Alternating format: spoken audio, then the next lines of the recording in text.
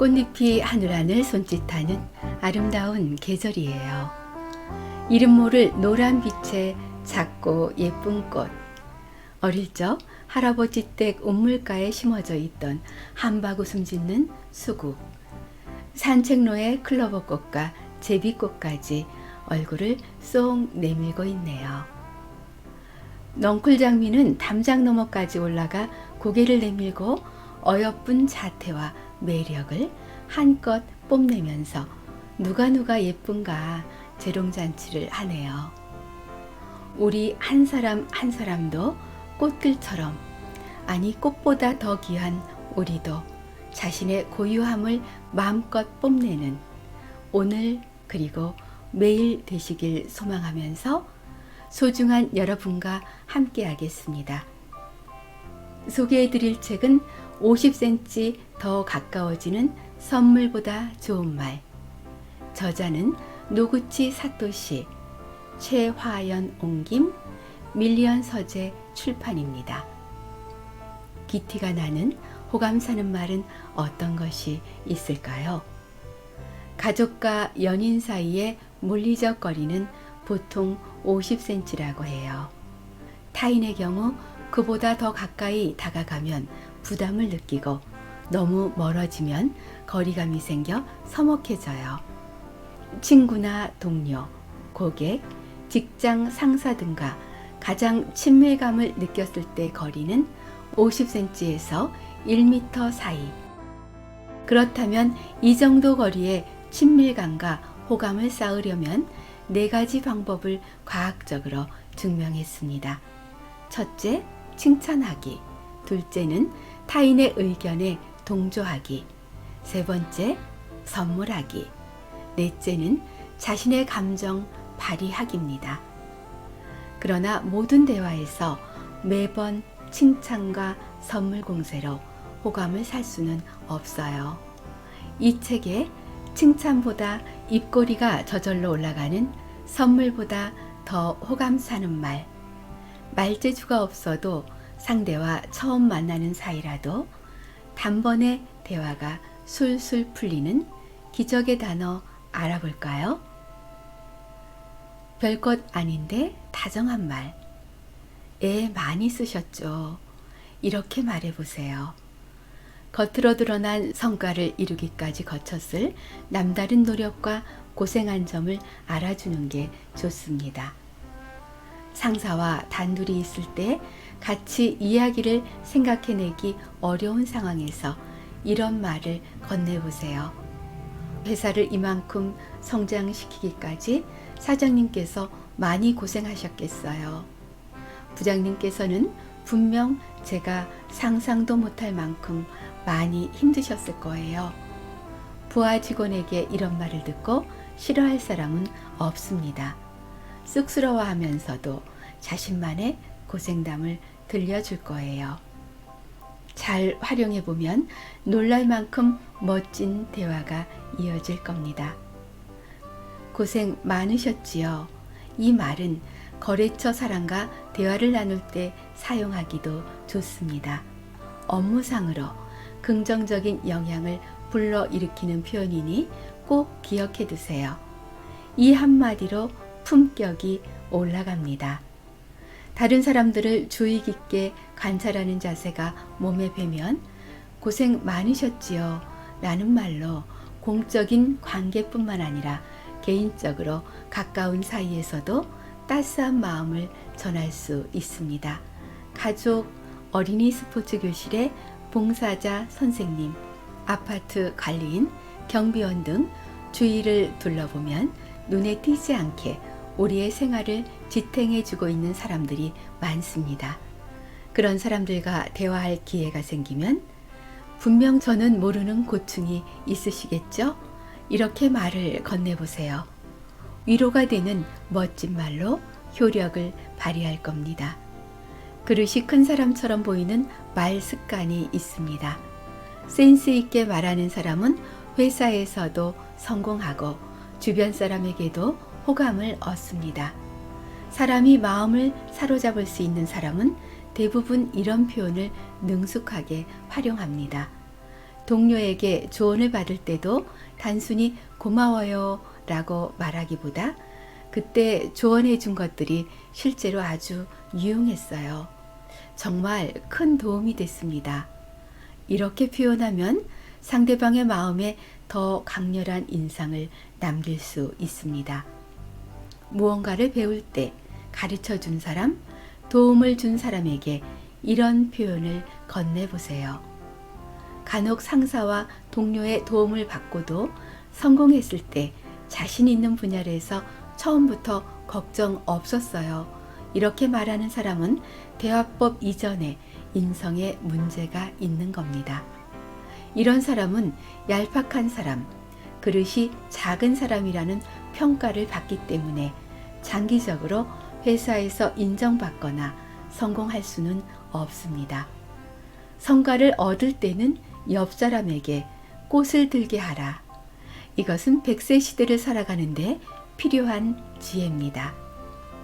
재미있게 말하는 것보다 더 상대의 기억에 오래 남고 또 만나고 싶다는 생각이 들게 하는 대화법이 있습니다.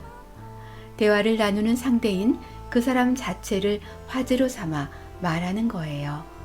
이것은 화술이 뛰어나지 않아도 내용이 재미있지 않아도 상대가 크게 만족하는 대화법입니다. 자신이 주인공인 이야기를 듣는 것은 누구에게나 유쾌한 일입니다. 가장 실천하기 쉬운 방법은 평소 상대에 대해 느낀 점을 이야기하는 겁니다.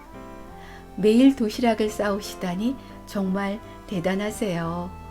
체력이 좋으시네요. 이처럼 상대방에 대한 느낌을 말하면 당사자는 기분이 좋아져 자연스럽게 이야기를 시작하게 됩니다. 상대방의 사소한 행동을 특별하게 인정해 주는 것도 좋아요. 처음 만나는 사람과 이야기할 때는 일반적으로 직업, 살고 있는 지역과 같은 무난한 화제를 고르기가 쉽습니다. 하지만 이런 이야기만으로는 친밀감을 얻기가 어려워요. 그럴 때는 상대방의 사소한 행동을 포착해서 화제로 삼아보세요. 상대방도 자신을 중심으로 이야기가 진행되니 우리에게 한껏 친밀감을 느끼게 될 겁니다. 가장 실천하기 쉬운 방법은 상대의 겉모습을 잘 관찰하는 겁니다. 벌써 반소매를 입으셨군요.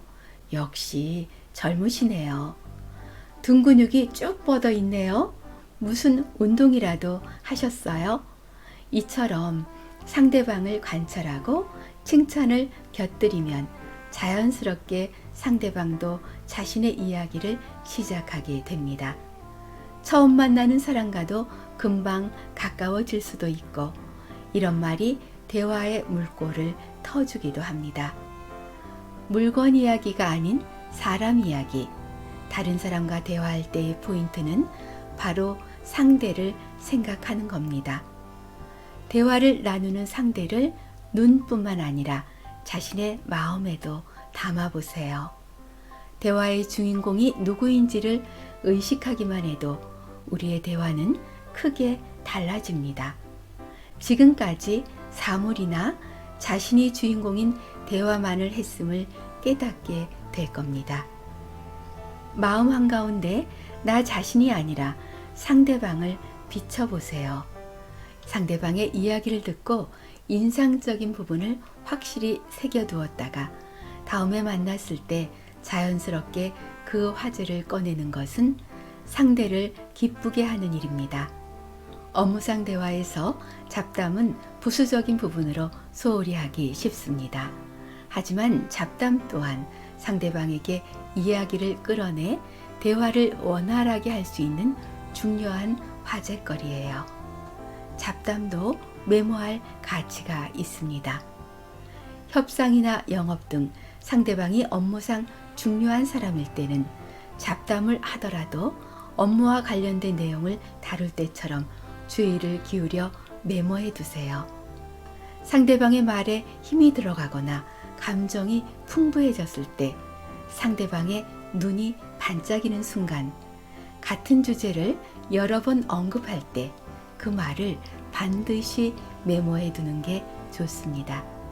그 자리에서 메모하기 힘들다면 잘 기억해 뒀다. 상대방과 헤어진 후 바로 적어보세요. 처음 만난 사람이라면 명함에 여백에 써두는 것도 좋습니다. 잡담에서 나온 내용이 다음에 만날 때 큰 도움이 될 수도 있어요. 다음에 만나기 직전 메모해둔 내용을 이야기거리로 활용해 본다면 이미지가 한층 좋아질 거예요. 이처럼 사소한 습관이 인류와 이류를 나눕니다. 중요한 상대와 대화를 나눌 때 핵심은 상대방을 주인공으로 만드는 이야기를 하려고 의식하는 것. 그리고 헤어진 후 다음과 같은 방식으로 메시지를 보내는 겁니다. 첫째, 상대방의 말을 통째로 인용한다. 둘째, 상대방의 말이 어떻게 느껴졌는지, 내게 어떤 영향을 주었는지 전달한다. 셋째, 그 다음 이야기를 꼭 들려주세요 라고 마무리한다. 메일이나 메신저로 보내도 되고 다음에 다시 만난 자리에서 직접 말을 해도 좋습니다. 핵심은 그 자리에서가 아니라 나중에 하는 겁니다. 시간이 지나서도 떠오를 만큼 내 말이 인상적이었구나라고 상대방이 느낄 수 있도록 말입니다. 상대의 마음을 사로잡는 강력한 비결은 상대방이 했던 말을 다음에 자연스럽게 화제로 삼는 거예요. 말재주가 없어도 단숨에 호감이 상승하고 일을 의뢰하고 싶어지고 지루할 틈이 없는 대화. 상대를 주인공으로 만들고 특별한 존재로 끌어올리는 순간 말재주가 없어도 단숨에 호감이 상승하고 일을 의뢰하고 싶어지고 지루할 틈 없는 대화. 상대를 주인공으로 만들고 특별한 존재로 끌어올리는 순간 나 역시 특별한 사람이 되는 기적의 대화법. 50cm 더 가까워지는 선물보다 좋은 말이었습니다. 상대를 주인공으로 만들면 나도 특별한 사람이 됩니다. 따뜻한 목소리 프란입니다. 우리 함께 해봐요. 상대를 귀하게 대하고 상대를 주인공으로 만들면 나도 특별한 사람이 됩니다. 존중하는 우리가 되어 함께 해주셔서 고맙습니다.